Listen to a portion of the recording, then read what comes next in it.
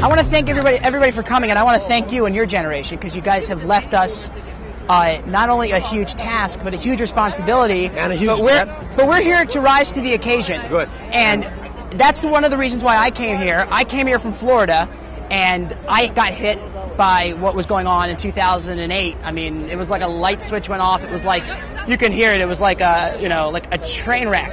And basically my business fell apart. But I have been able to recover, not only survive, but thrive. And there are certain strategies that I've been able to use to realize that the reason why we have so many people out here is, and this did not start at Washington.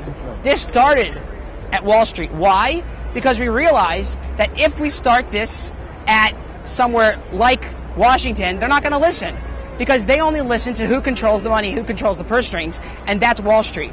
So today, who controls our money? Wall Street. But who gives over that control? It's us. How much do they teach people in school about money?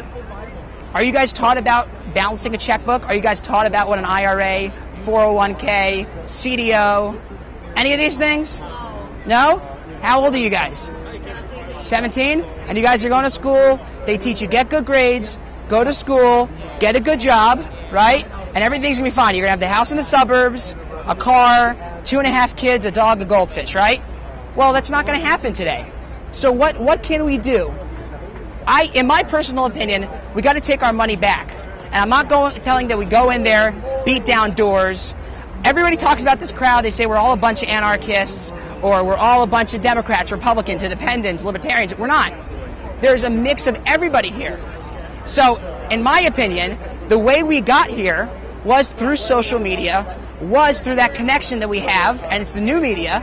And the way we go ahead and take back our money is not to put it under our mattress and do nothing with it, because eventually we'll all be too old and we won't be able to work, and we need our money there.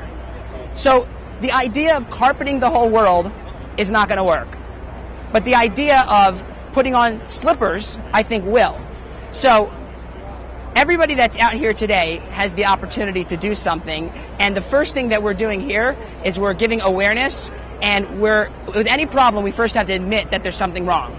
So we're admitting that there's something wrong, and we've accomplished that. So what's the next step? And in my opinion, it's financial intimacy. We got to take back our money. We've got to take back our properties. Properties are going for nothing. Peanuts.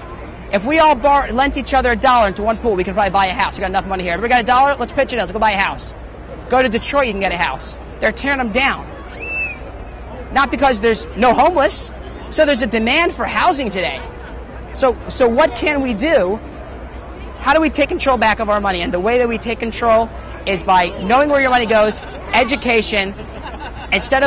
This is the first step, but there's got to be an end game. There's got to be a solution. It's going to start getting cold. It's going to start snowing here. I know we're going to have people still out here, but eventually we've thrown a rock into a pond. We've seen the ripple effect, but we have to feel that tsunami. We have to feel that there's got to be a cleansing process to take it back to the root. Today, there's such large banks.